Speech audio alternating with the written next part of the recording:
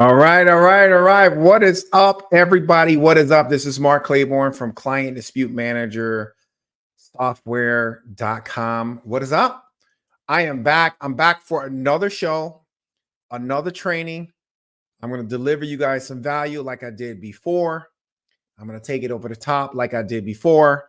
But before we get started, I want to make sure everybody can hear me. If you can hear me, go ahead and type chat. Go ahead and type go ahead and type 1 in the chat. If you can hear me very clearly, go ahead and type 1 in the chat for me. Let me know if you can hear me very clearly. Go ahead and type 1 in the chat. Yeah, type 1 in the chat if you can hear me okay, because what I'm about to deliver right here today is some methods, some things that, you know, like you probably didn't know, you may have known. And what I want to do is I want to get you trained up on some of the best practices when it comes to dispute methods, right? Because we all know that if you are trying to fix your own credit, or if you're working on someone else's credit, you have to have knowledge on the dispute process. You have to have not just a little bit of knowledge, but you really need to know and understand what you are doing. Even if you're fixing your own credit, like it doesn't really matter. It doesn't matter whether you're fixing your own credit or you're fixing someone else's credit.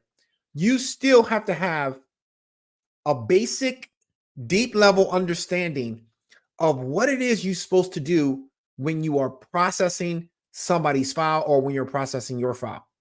So I just want to get a little sense of how many people here on the call, and when the replay comes, you can mark too. Would you consider yourself experienced in disputing? So you can say I'm experienced, or I'm a beginner, or I'm so-so. So type in the chat for me.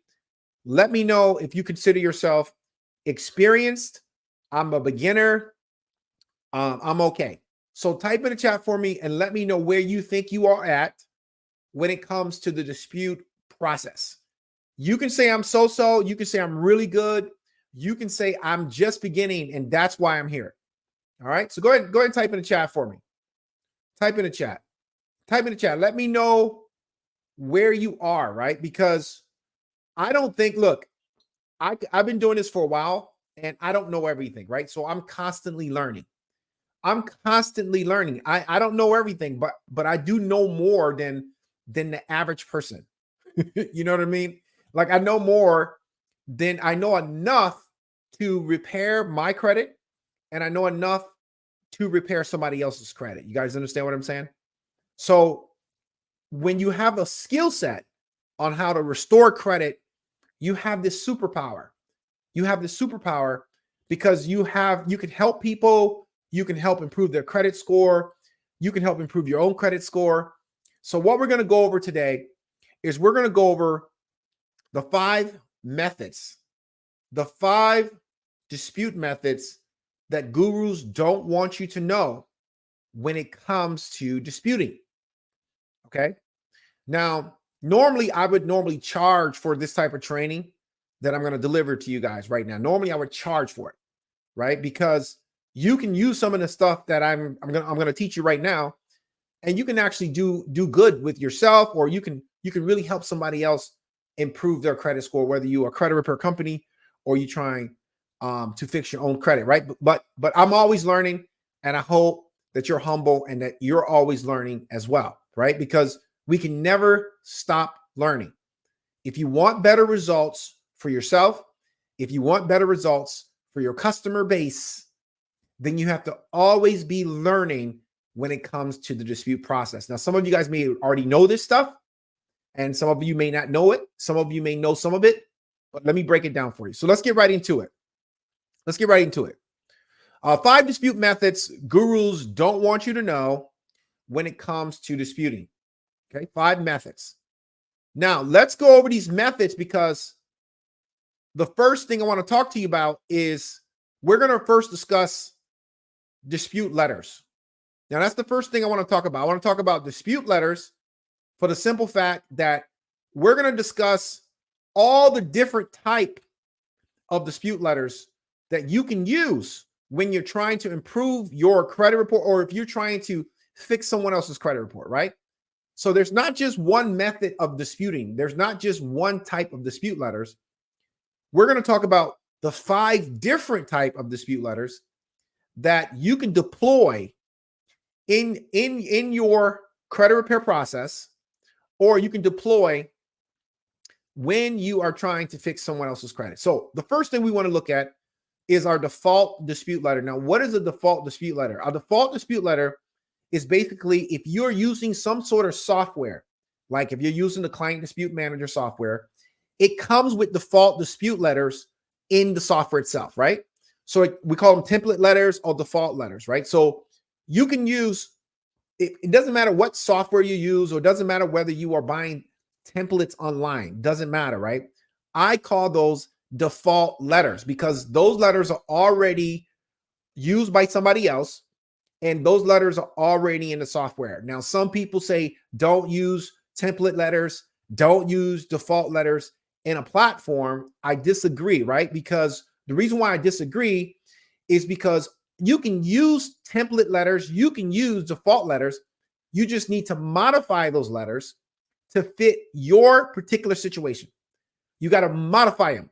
You can't just use the letters right out of the box. Okay. So I don't always agree when people say, don't use the template letters, or don't buy letters online. I don't agree with that. Why? Because the Consumer Financial Protection Bureau they tell you to use their template letter. They tell you. The FTC says the same thing. Use this template letter to send a letter to the credit bureaus. You understand what I mean? So just make sure you modify the letter when you are using a default letter in someone's platform. Okay. The second letter is what we call manual letters. These are called manual letters. So these are letters that pretty much you purchase. These are manual letters. These are letters you purchased, or you created the letters yourself. Like you wrote the letters out yourself, and then you place these letters inside of your software. You place these letters inside of your platform, and that's why they're called manual letters. These are your own letters that pretty much no one else used but you. So that's why it's called manual letters. Like, for example, inside the Client Dispute Manager, you can put thousands of manual letters inside of the software because those are your own letters that you use and that you said that you got success with. And that's why it's called manual letters. So you got those, right? So let's recap. We got default letters. We got manual letters, okay? Next, we have what we call AI, factual disputes-based letters. Now, what are AI factual dispute-based letters? Now, these are letters that's automatically generated. Like in the Client Dispute Manager, we have the AI letters that's automatically generated based on the negative information inside of the software platform, right? So it reads the credit report automatically, and it generates these AI factual-based dispute letters. Now, we're not talking about default letters, and we're not talking about manual letters. We're talking about factually based dispute letters. These AI letters do it for you automatically with one click, right? So now you don't have to craft a letter yourself. You don't have to think about what you need to put in the letter. And it's not a template letter. It's all the AI based letters are unique. So every time you create an AI factual dispute letter, it is unique. It's not a template letter, and no one has used that letter. It's not even a letter that you buy on the internet because it's generated on the fly. Okay. Then we have the AI consumer based letters. Now, the AI consumer based letters they're consumer law based letters. Now, these letters are based on the law. The factual dispute letters, the AI factual letters, are based on facts in the credit report. The AI consumer law letters are based on the law, the Fair Credit Reporting Act. So again, the artificial intelligence is doing all the preparation work for you and all of the creation of the letter for you. And this is why they're so popular, because they're all of the letters are based on they're based on consumer-based law, right? So these are the different type of letters that you can use When you're trying to remove inaccurate information off of your credit report, you want to have a variety of letters. You don't want to just keep sending the same old letter over and over again. Okay. You don't want to keep sending the same letter over and over and over again. Yes, somebody said this is all in the CDM. Yes, all of these different type of letters that I'm going over with you right now is in the Client Dispute Manager software. Okay. Now, the next letter that we have, and the last letter we have is we call them the Metro 2 compliance-based letters, right? Now, the Metro 2 compliance-based letters, these letters are based on compliance and Metro 2 standards, right? So these letters are different. There's a different way to use these type of Metro 2 letters, right? You don't want to just keep sending all Metro 2 type letters to the credit bureau because they're going to get flagged. They're going to get flagged as suspicious. So you don't want the credit bureau to flag your Metro 2 letters that you paid for, right? You don't want that, right? So you got to have a mixture of letters when you are trying to remove inaccurate information off of your credit report or your consumer's credit report.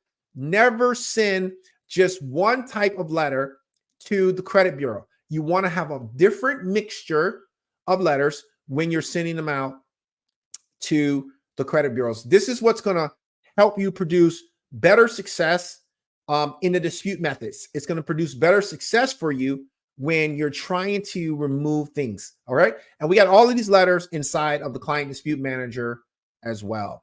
All right. So let's talk about the key points. Let's talk about the key points of a dispute letter, right? So let's talk about the key points. You see, we cannot ignore the key points of the dispute letter. I don't care. I don't care how long you've been doing disputing. You cannot ignore the key points of a dispute letter. So let's talk about them, right? So we know like every dispute letter needs the personal information at the top of the letter. Now, some people put the personal information at the bottom of the letter. You can do whatever you want to do, but the personal information should be at the top of the letter, left or right, right? So you want to put your date of birth, social security number, your first name, last name, previous address, and address, right? So that's like basic stuff that you want to put in there. You got to have that in there because, or else how's the credit bureau going to identify who you are? Like how they going to identify who you are? You're just going to get a letter back to them saying that I don't understand what this letter is. Like you got to give me some more information. Okay. So the second thing you want to have in the letter is the account information, right? So you want to make sure that you have the creditor's name or the collector's name and the actual account number that you're actually disputing. If you miss that, then the credit bureau can't dispute anything. So you want to make sure you have the account number and the creditor's name inside of your dispute letter, which in your software platform, it should automatically do all of this for you, right? So I'm just talking about the anatomy of a good letter. Now, one of the things that I wanted to bring up is the word because. The word because. Now, what do you think the word because means, right? The way we use the word because is we want to use it when we're trying to dispute something and we're trying to articulate to the credit bureau why we think this account is inaccurate, right? So how do we say it? We say this account is inaccurate because, okay? Not just this account is inaccurate. No. This account is inaccurate because I was never late on my account, right? So the dispute reason is I was never late on my account. That's the reason. All right. So we start off like the count is inaccurate or the count is incomplete or the count is wrong because I was never late on my account because I paid it on time. You guys understand what I mean? So now we have the because part, and we also have the dispute reason built in at the same time. So we have the because and the dispute reason built in at the same time.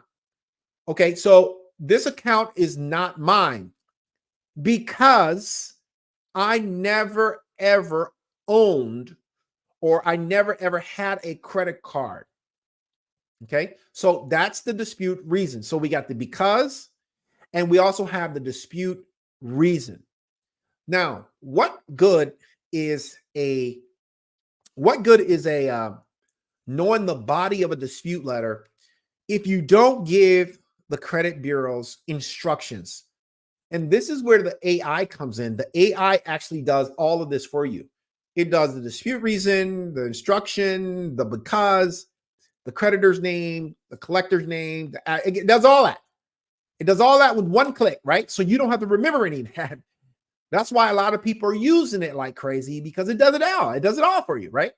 So we want to make sure that we're always telling the credit bureau what to do. We always want to tell them what to do. This is your dispute instructions. Well, what do you want the credit bureau to do? Well, I want this account is inaccurate because I never own this type of account. Therefore, I want you to delete it off of my credit report. So now I'm giving it instructions. So in every dispute letter that you build for yourself or your customer, you always have to have these elements in your dispute letter. If you don't have these elements in your dispute letter, you're asking for trouble and delays from the credit bureaus. Guys, listen to me when I tell you this. If you don't have the certain information in the actual letter, you're asking for delays from the credit bureaus, right? We don't understand your dispute. This dispute is suspicious, right? It's because you're not giving them what they want in order for them to do the investigation. All right. All right, cool. All right. So now next is the dispute flow. So what we want to talk about is dispute flows. Now dispute flows are extremely popular when you're buying some sort of course. A lot of courses tend to add dispute flows in their course. Now, what are dispute flows? Now, dispute flows are simply step-by-step instructions on how you should dispute inaccurate information in a order. Now, that's what a dispute flow is. It's just a roadmap on how you should dispute something. I love dispute flows personally. I love them. I love dispute flows because it keeps me organized on what should I do in step 1, what should I do in step 2, what should I do in step 3. I love dispute flows. And one of the reasons why we use them, especially new people, if you are brand new, dispute flows are perfect for you because it shows you exactly what you should do. Like step 1, send this. Step 2, if they come back verified, do this. Step 3, do that. Step 4, do that. Dispute flows, I love dispute flows for the simple fact that they're extremely powerful. Do me a favor, type in the chat for me and let me know if you like dispute flows, if you like having some sort of dispute flow map when you are disputing. Go ahead and type in the chat for me. Or do you just like disputing off the cuff, like just from your mind? Or would you prefer a dispute flow that you can follow? So go ahead and type in the chat for me. Let me know, do you want to follow a flow, or do you want to just do it right off your head? Type in the chat for me. Which one is more effective for you? Type in the chat for me. Now, are they effective? Yes. Yes, dispute flows are extremely effective. They are so effective that we created 9 different dispute flows, and we placed all 9 of them inside of the Client Dispute Manager software. That's how effective dispute flows are. Yeah. Like you will never be lost when it comes to disputing when you're using the Client Dispute Manager. Why? Because We understand that people, when they're starting the credit repair process, they don't understand like what should they do in round 3, or what should they do in round 4, or what should they do in round 5, because the credit bureaus keep verifying the account, right? Like they keep verifying, and like you don't know what to do, especially if you're working on somebody's credit. So we put 9 dispute flows inside of the software. And not only that, we did one thing that's very powerful. We put a dispute flow on how to deal with verified accounts. Like, what do you do when your account comes back verified every time? Like every single time it comes back verified. What do you do then?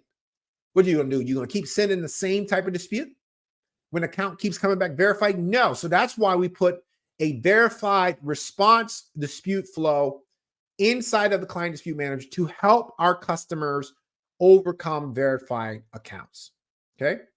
All right. So where can I get these dispute flows from? Like where? Well, most of the dispute flows that I've seen, they come in when you buy a package of letters. When you buy some letters, when you buy letters online, or if you buy somebody's kit, this is where your dispute flows are coming from. Because if you don't want to build them yourself, then you got to buy them. Like you got to literally buy the flows, right? But if you don't want to build them yourself and you want to use proven dispute flows, we have 9 of them inside of the client dispute manager.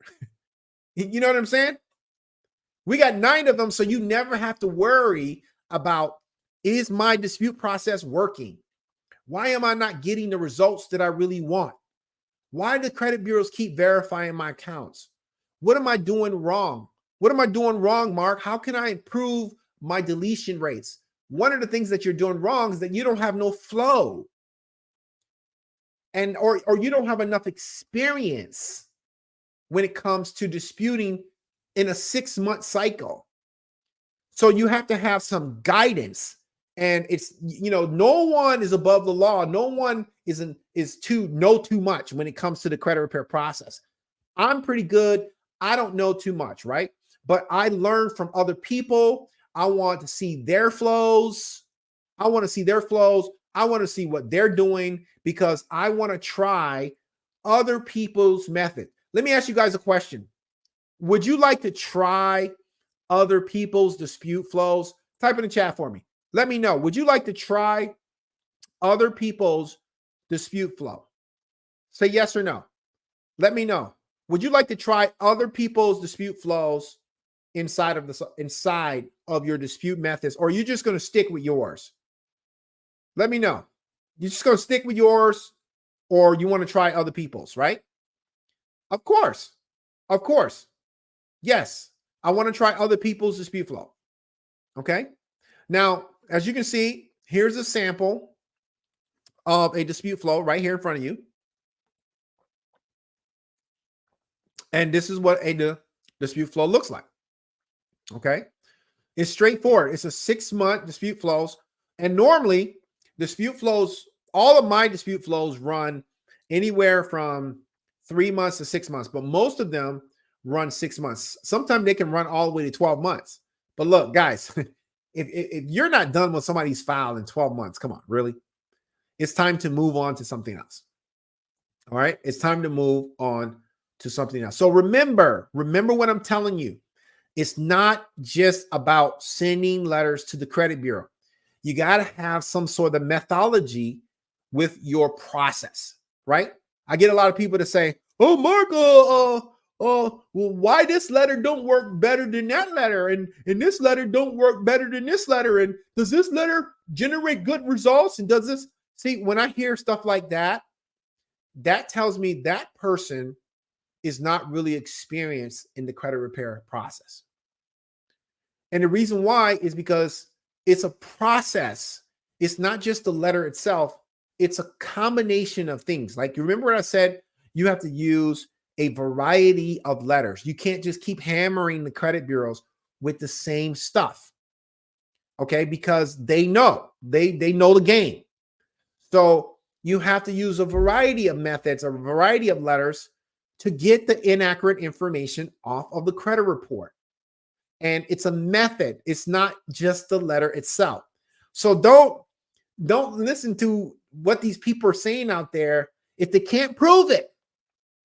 If they can't prove these theories, then what are you listening to them for?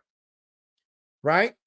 Right? If they can't prove it, they don't have no data of no authority to back up what they're saying, you can't believe everything that you see or hear on the internet or any of these groups. They got to have some true backup. Okay? Some true backup. All right, so let's talk about the complaint system. Now, a lot of you guys are already familiar. Well, I'm not going to say all of you. I'm going to say like some of you who are heavy disputers. All right, heavy disputers, like really into disputing. When I had my credit repair company, I had a system that I followed. When I had my credit repair company, I had a system, right? And here was my system. Don't start complaining right away to the organizations. You don't, like you don't have to complain right away. All right. I would say I would start the complaint process from round 2 and up. So if you're not getting the results after the first round of disputes and you really feel that this account is inaccurate, like you have proof that it's inaccurate, you really feel it's inaccurate, and you really feel that the credit bureaus or the creditors or the collectors are doing you wrong, then that's when I will start the complaint system. Okay. Now, what is the complaint system? This is where you file complaints with regulatory agencies that pretty much protect consumers. You don't want to file bogus complaints. Any complaint that you file have to be truthful and accurate. Okay, you guys understand what I'm saying? Truthful and accurate. If you are filing a complaint with one of these organizations, you have to have a good case, a good argument when you're filing complaints with one of these systems. You got the Better Business Bureau, you got the Federal Trade Commission, you have the Consumer Financial Protection Bureau, you have the Attorney General's office in your state, and you have the Attorney General's office in the credit bureau state as well. The good thing is that you can file a complaint with any of these organizations if you feel that the credit bureau is not following the law or has violated your rights as a consumer or violated your customers' rights if you are a credit repair company. But don't use and abuse these organizations when you know, in fact, that negative account belongs to the customer. Now, this is where credit repair companies can get in hot water because they are abusing like the Consumer Financial Protection Bureau. They're abusing the system when they should not be filing complaints when technically the account is accurate. So we have to be careful here, right? We have to be careful. But if you are doing disputing on your own and you're fixing your own credit report and you believe beyond a reasonable doubt that the credit bureau is violating your rights given to you, then definitely file complaints with these organizations. Okay? Now, one organization I don't want you to sleep on that's extremely powerful is the Better Business Bureau. Now, the Better Business Bureau is an extremely powerful organization that can get the job done for you as well. All right. So, like I said before, you can start your complaint system at round 2. Okay. Normally, a lot of people start at round 3, but you can do it at round 2. If you feel like, your rights have been violated, or if you feel like the credit bureaus are not responding to you for whatever the reason is, you can start filing your complaints in round 2. And guess what? If you want, you can file complaints with all 5 or all 4, all 5 of these organizations at the same time, if you feel that your rights or your customers' rights have been violated by the credit bureaus. And you have to make sure your argument is strong when you file these complaints, because you never know where it's going to go. All right.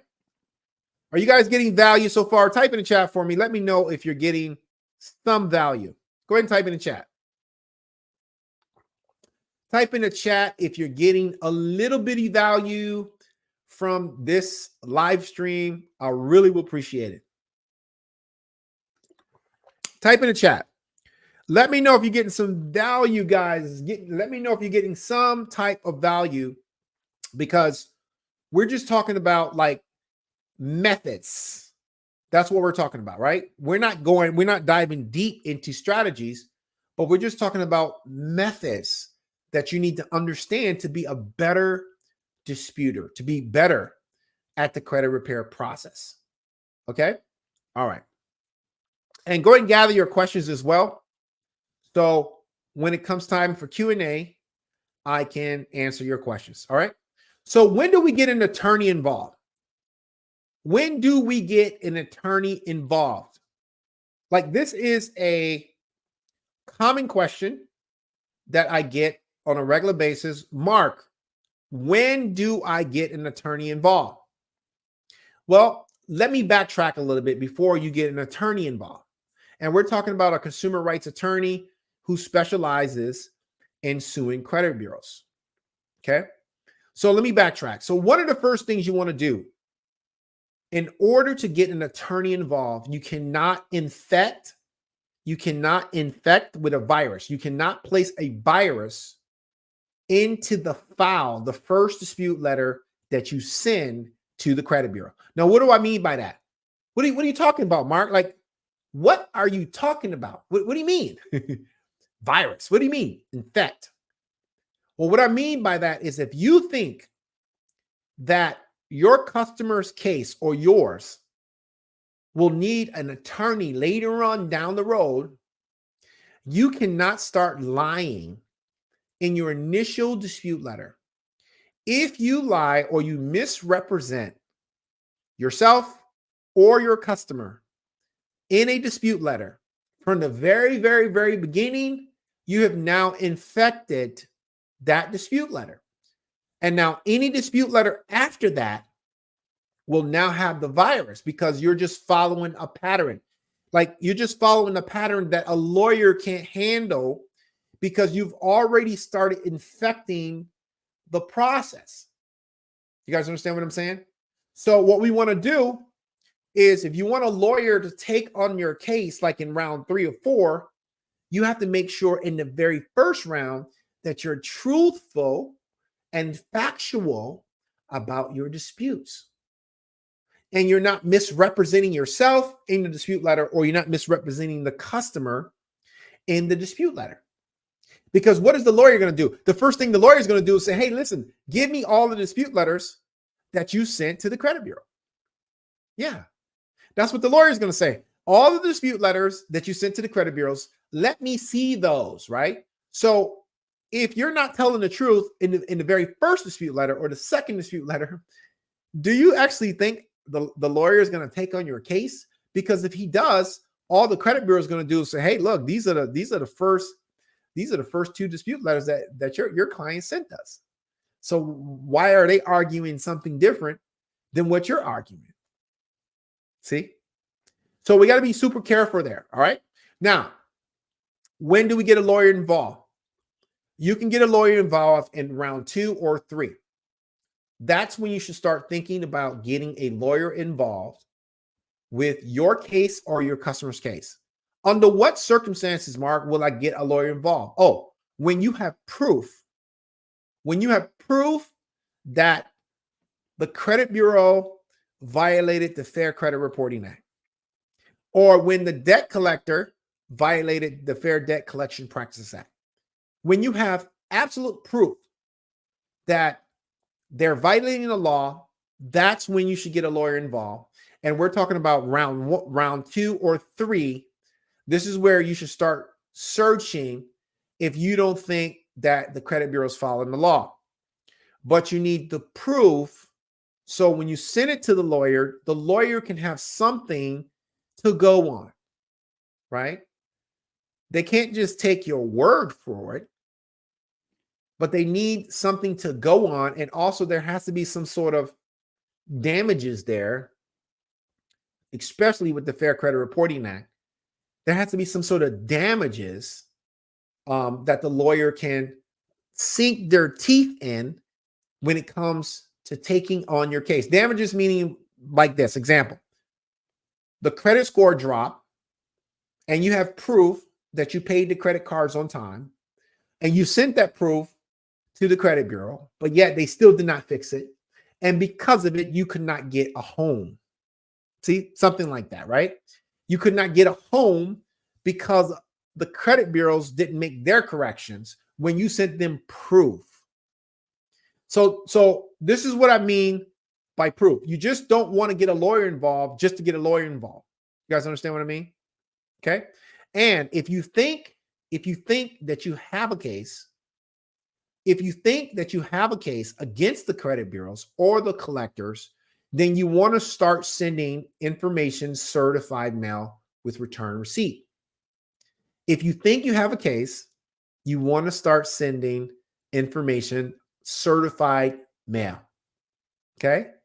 If you think you have a case, you want to send it through certified mails, right? So now you're tracking the letters that's going out. Yes, the credit bureau did get my letter. Yes, the credit bureau did get my second letter. Yes, they did get my third letter. And then the lawyer says, hey, do you have any certification that you've been sending these letters out to the credit bureau? And then you're like, yeah, I do. And it's right here. So that's when you want to get a lawyer involved. This is when you want to get a lawyer involved. Okay. Now, what I'm going to do is it says locate an attorney. After this live in the chat, I'm going to put a resource in. I'm going to put a link where you can find consumer rights attorneys that will represent you if you need it. I'm going to put 2 links there. I'm going to put 2 links where you can go and you can find an attorney that can take on your case if you need it or if your client needs it. All right. All right, cool. All right. So let's talk about mailing. So we're going to talk about mailing secrets. Like, what is the best way to mail? What is the best way to mail out your letters? Okay. What is the best way to mail out your letters? Now, before we talk about the best way to mail out your letters, we want to first talk about sending proof of identification, proof of your address, and a copy of your social security card with every letter that you send to the credit bureau. Now, Mark, why would I want to send proof of identification, copy of your ID, a copy of your social, and proof of your address with every letter that I send out? Well, when you do that, what you're doing is you're being proactive so the credit bureaus do not send you a stall letter. The stall letters are, this is suspicious. We don't think it's coming from you. We need more information. Okay. It's just frivolous.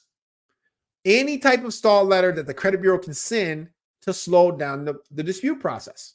So how do you avoid that? Well, you send this information every single time you send out a dispute letter.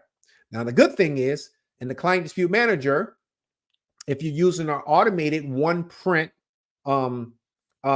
print automation, it'll send that information over to our printing house automatically every single time. And the same thing, every time you print a letter, if you want to manually mail, every time you print a letter, it'll print out your social, a copy of your ID, and a proof of your address every single time you mail your letters, every single time you print. So that is the good thing. Okay. Another question I keep getting asked: should I sign the letter? What do you guys think? Type in the chat for me. Should you sign your own letter when you're sending it to the credit bureaus? Type in the chat for me. Should you sign the dispute letter? Yes or no? Type in the chat. Let me know if you should sign your dispute letter. Why should you sign your dispute letter if you are doing your own credit repair versus you are doing your credit repair for someone else? What do you guys think? Should you sign your dispute letter?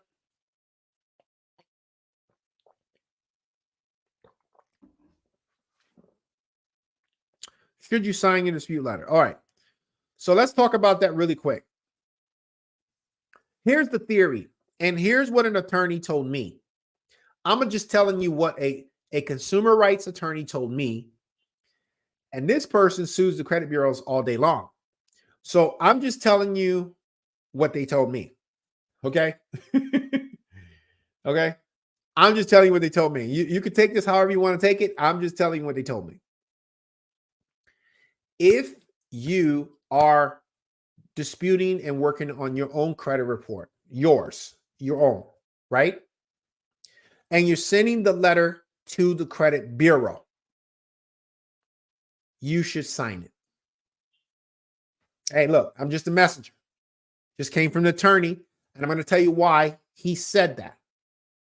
He said because it's more authentic that it's coming from you, right? If the credit bureaus think it's coming from a credit repair company, they can mark it as what? Frivolous, right? Or suspicious.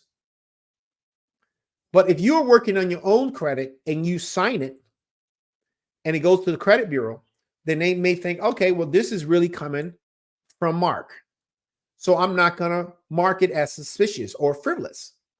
Now, the other side of this is that you should never sign a letter, a debt validation letter, when you're sending it to the debt collection agency, because they're trying to collect money from you. But the credit bureau, they're not trying to collect any money from you. They don't care. But if you are working on someone else's credit report and you are a credit repair company and you're trying to dispute on their behalf, signature is not required. Okay? Signature is not required. It's not required, guys. I don't know where a lot of these people get in this theory that you need to put a signature on a dispute letter and you are not the customer. You're not the customer. So you're sending a letter on behalf of the customer, unless you have a power of attorney, but you're not the customer. So why are you signing the letter? The only time that letter should be signed is if a customer sees the letter and then they digitally sign it, the customer themselves, but they got to view it first and then sign it, right? But if you're working as a credit repair company, then you don't need to be wasting your time signing a letter on behalf of your customer, and they did not even see the letter. You guys understand? This makes sense? I hope that I'm not confused. Does this make sense so far, everyone? Does this make sense? Type in the chat. Let me know if this makes sense. Let me know if it makes sense so far. Let me know. Let me know if it makes sense to you, if all of this makes sense. Okay? Because sometimes we need to break it down. Like sometimes you got to have somebody to kind of break this stuff down for you, because all you see is just internet. Like all you see is YouTube videos. And you got to have somebody that's going to break this stuff down for you. Or you got to pay a lot of money to get into somebody's mastermind just for them to teach you what I'm teaching you for free. Okay? All right. So this is 8 years of experience, ladies and gentlemen. Remember, I wrote the book Hidden Credit Repair Secrets, which was #1 on Amazon for 7 years in a row. It's not #1 anymore, but it was for a long time. Okay, so, and I have a lot of attorneys in my corner that I talk to all the time, and they educate me on the legal side. So I try to bring that to you guys as well, so you understand, like, you'll start understanding more, and you'll go deeper on why you should do something. Okay? On why you should do something versus just following the herd. See, a lot of us are following the herd. You know what I mean? We're following the herd. But I want you to start thinking through this process, right?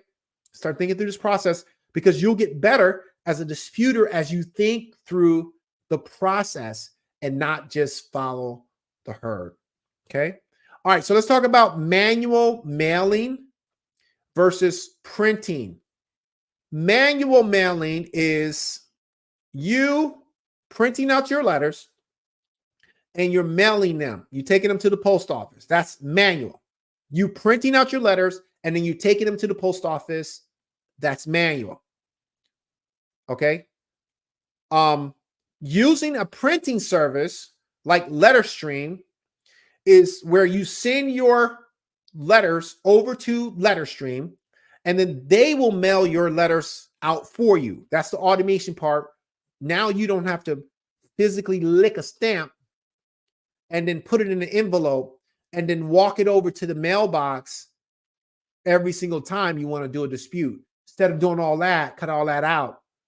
Just use our one-click print automation and send all your disputes automatically to our partner, LetterStream, and then they will print out your letters for you, mail them for you, send back tracking through the client dispute manager, and you'll get notified by email that your letters went out. Now, some people say they don't want to use the printing services because they feel that they're not getting any good results, right? So this is just opinions from people. Some people say, hey man, I use LetterStream all day long and I haven't had any problems.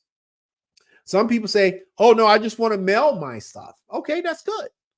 But if you want to grow your business and you want to automate the entire process, then what I would do is I will test out the mailing services. I would test out the mailing services, and I would do some manual prints.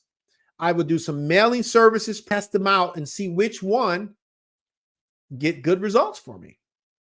When you start scaling your business, you're going to either have to have a staff of people that's going to print out all these letters for you and take them to the post office on a regular basis. That's what's going to happen when you scale, meaning you have 100 to 200, 300, 400, 500 customers. You know what I mean? You're going to have that. But what if you are a one-man shop? Is it possible that you as a one-man or one-woman shop can have 100 customers and automate your entire business and while you're relaxing on the beach? Yes, you can.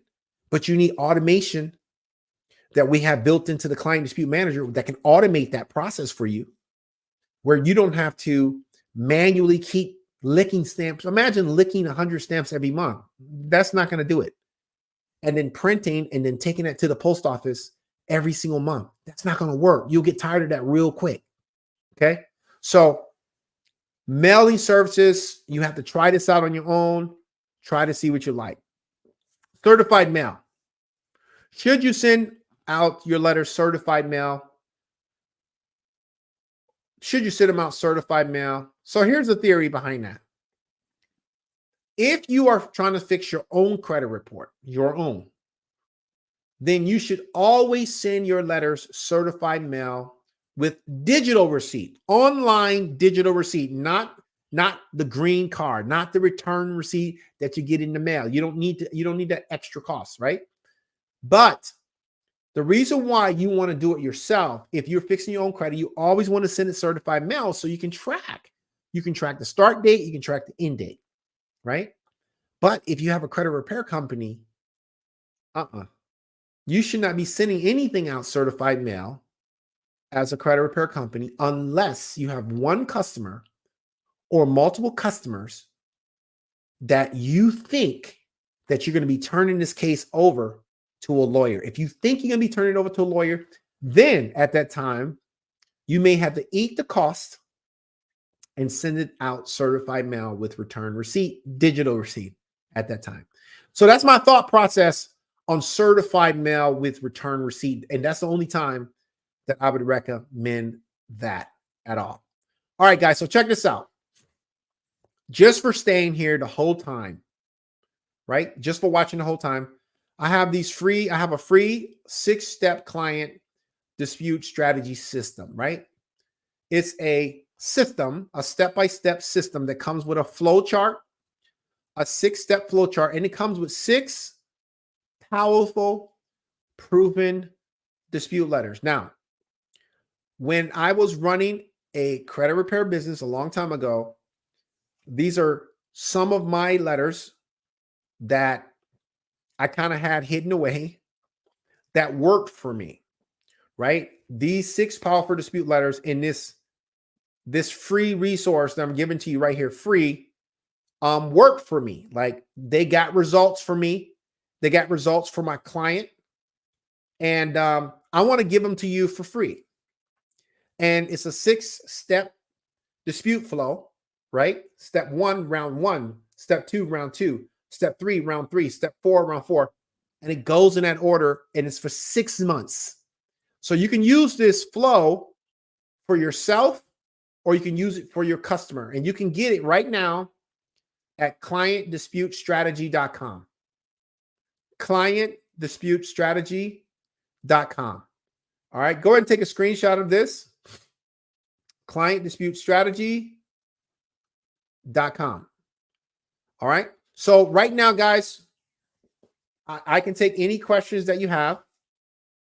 If you have any questions, go ahead and type in the chat for me. I'll hang around for about 5 more minutes because we're 50 minutes into the call now. I kind of went over. Should we just type their name? Yeah, you could just type clientdisputestrategy.com. You can type that right into the URL. clientdisputestrategy.com. All right. So if you have any questions, go ahead and type in the chat right now. If you have any questions before we wrap up. If you have any questions at all, go ahead and type in the chat before we wrap up. We're going to wrap up in 5 minutes. I'm going to give you guys some time to take a screenshot and get my 6-step dispute flow. And all you have to do is go to clientdisputestrategy.com. All right. All right. We got one question here. Let's see what we got. How do we get the free docs? It takes us to the main page to log in only. No. You have to go to not clientdisputemanager.com, clientdisputestrategy.com. Okay.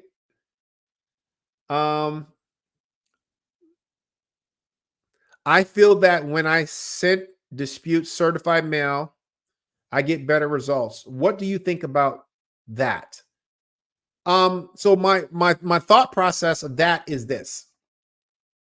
If you're working on your own credit report, always send it certified mail. If you're working on your dad's or your mom's credit report, that's your mom or your dad, send it certified mail. If you're working on a friend's credit report, don't send it certified mail unless they give you extra money to send it certified mail.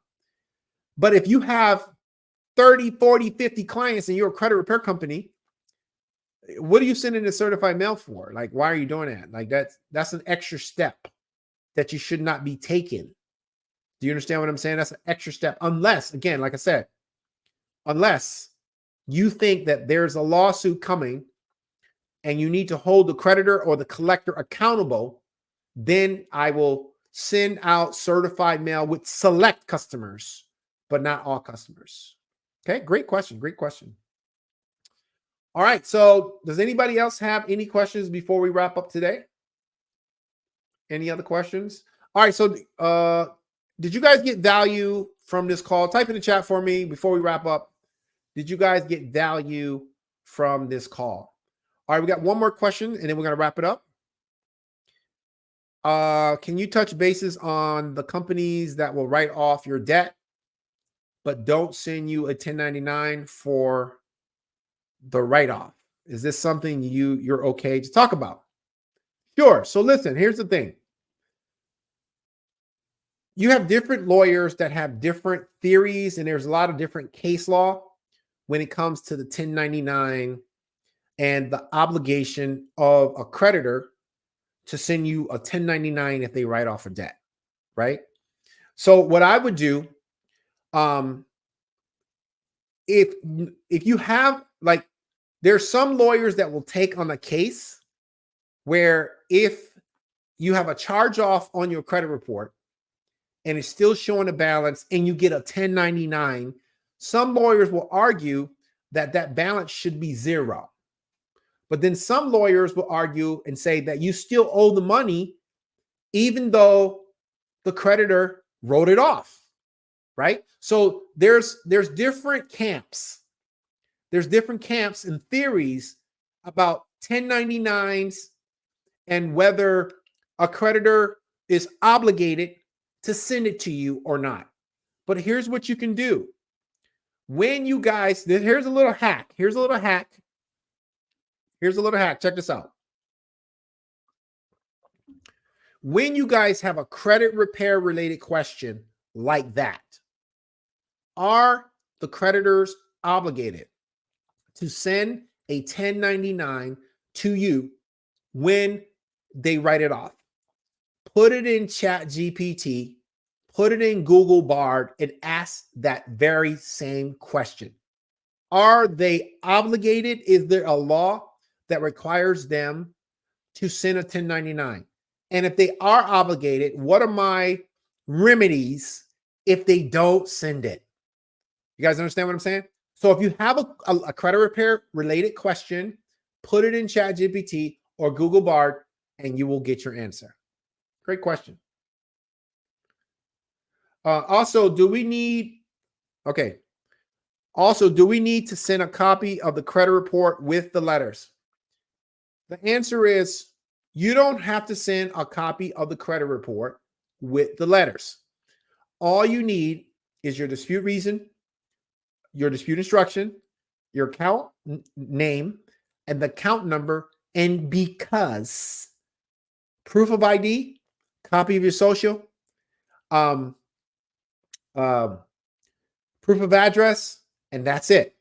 Why you're sending a copy of your credit report? What are you doing that for? Like, what's the purpose of that? Like that's an image. You know what I mean? Like, what's the purpose of that? That's just a dispute tactic, right? Like, that's not going to increase your deletion ratio by sending a letter with a copy of the report. Okay. All right, cool. Let's see. Also, do we need, what do you do when you send collectors mail and they don't respond? Well, it depends on the type of mail, right? If a collector sends you a dunning letter for the first time, let's just say like the debt is not on your credit report. Let's just say it's not on your credit report, the debt. And the collector sends you a dunning letter and they say, this is an attempt to collect the debt. And if you don't respond within 30 days, we're going to put it on your credit report, right? That's a dunning letter. If you send a debt validation letter to them and say, hey, look, I'm disputing this debt. This is not my debt. Send me proof. And they don't respond to you, then they cannot report it on your credit report, right? You got it? If they don't respond, they cannot attempt to collect by putting it on your credit report or by reporting it to your credit report. All right. Okay, so let's see. Okay, so it's not just a rule they have to follow. Are we talking about the charge off right here where you said it's not just a rule they have to follow? Is that what you're talking about? All right. Let's see what else we got. So I have a collection agency that won't reason to any of my letters because they tell me I'm working with a debt consolidation company. Is that a valid reason to not talk to me? Well, I really don't know your particular situation. I don't know if you are with a debt consolidation company. I don't know what you're doing exactly, right? I don't know if you're trying to dispute a debt with the collector. I don't know if you're trying to do a debt settlement with the collector. What are you trying to do exactly? Tell me that. What are you really trying to do? And maybe I can help you out. All right. What if it's settlement letters? Yeah. So if it's settlement letters, it really depends on how old the debt is, right? It really depends on if the debt, how much you owe. If it's debt settlement letters, it depends on how old the debt is, how much you owe. Is the debt already on your credit report? Are you trying to settle for less than amount, or are you trying to do a pay for deletion? So there's a lot of variables there. All right. See what else we got. I'm having trouble removing repos from my clients. Any advice on that? Yes. Yeah. You want to know? I'm gonna be really, really honest with you, right? So there's two things that I always recommend, right? Two things. One, when you're disputing any account, I'm not talking about repos, I'm talking about any account. It can be student loans or anything. Always look for facts. Always dispute based on factual inaccuracies on the credit report. And it doesn't matter what it is. It doesn't matter. You always want to dispute based on facts of the situation, right? You also want to take the information that your customer gives you. And you also, when it comes to repo, you want to educate yourself on repo laws for the state that your customer lives in. So, whatever state your customer lives in, you want to educate yourself on what are the repo laws. Okay. Now, let me give you a cheat. Let me give you a cheat on how you guys can learn anything about credit repair laws. Okay. Whatever you want to know, just go to ChatGPT and Google Bard and say, what are the requirements of a lender when they do a repo? What are the laws, the requirements for that particular state? And then ChatGPT or Google Bard can help you draft and help you understand what you can do, your remedies. Okay, cool. All right. Dispute the charge-offs. They won't talk to me at all because I'm registered with a debt collection company. But the aunt I'm disputing isn't with the agency. I don't really understand what that is. If you can rephrase that question for me, I really appreciate it. Okay. If you can rephrase that question, I'll really appreciate that. All right.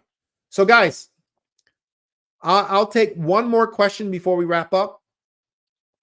And don't forget, okay, don't forget, visit clientdisputestrategy.com. Clientdisputestrategy.com. Clientdisputestrategy.com to get your free 6-step client dispute strategy system. Comes with a flowchart. It also comes with 6 powerful letters that I used when I had a credit repair company and it got results for my customers. Okay. All right. So we're going to take this last question and we're going to wrap it up for today. Okay. Oh, I register with the National Debt Relief. There is a collection that is not registered with the relief company. Okay, so there's a collection that is not registered with the relief company. So I would talk to the relief company. That's what I would do. If you're with a debt relief company, I would talk with them to see how you should handle that. Okay, because they pretty much took over your file.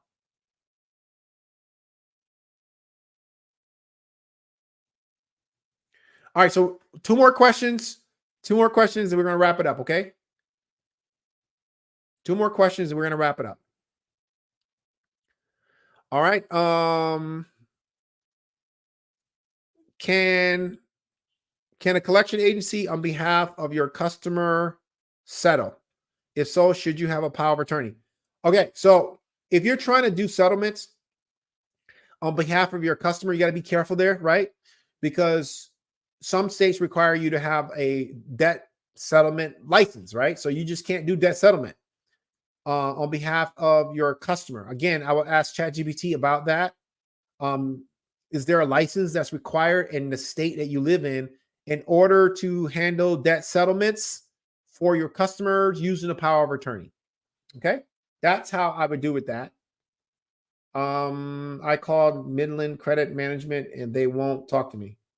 You said that you called Midland Credit Management and they won't talk to me at all. What was the purpose of the call? And what are you trying to achieve by calling them?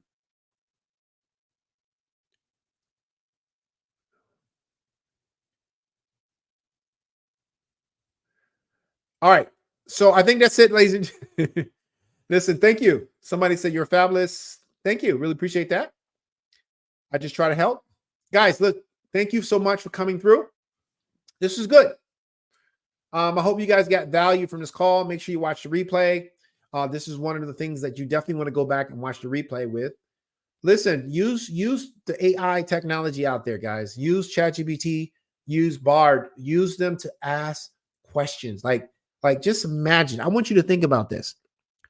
These chatbots have indexed like all the information on the internet. Like literally, like they index all the information on the internet. Okay. And you can just ask very specific questions and they will answer you. Like literally, like you can ask, can I do this? Can I do that?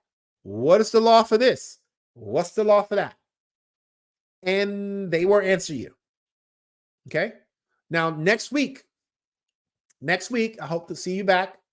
My next training is going to be how to use or the 5 AI tools that you can use today to help you grow your credit repair business. So next week, I'm going to be talking about how to leverage AI by using the five AI tools to help you grow your tax business, your real estate business, your credit repair business. I don't care what kind of business you're in, but I'm going to show you these 5 tools that you can use today, starting today, that's going to help you grow your credit repair business or any business that you have. Okay? It says, thank you for the knowledge. It was great meeting you in Smart Credit Conference. You too. All right, guys, that is it for today. Thank you so much. I really appreciate this. I already went over my time. Thank you for the questions and stay tuned for next week when we have our AI session where I go over 5 powerful AI tools that you can use to grow your credit repair business, your tax business, any type of business, your trucking business, your salon, or any type of business that you have. Until then, take care.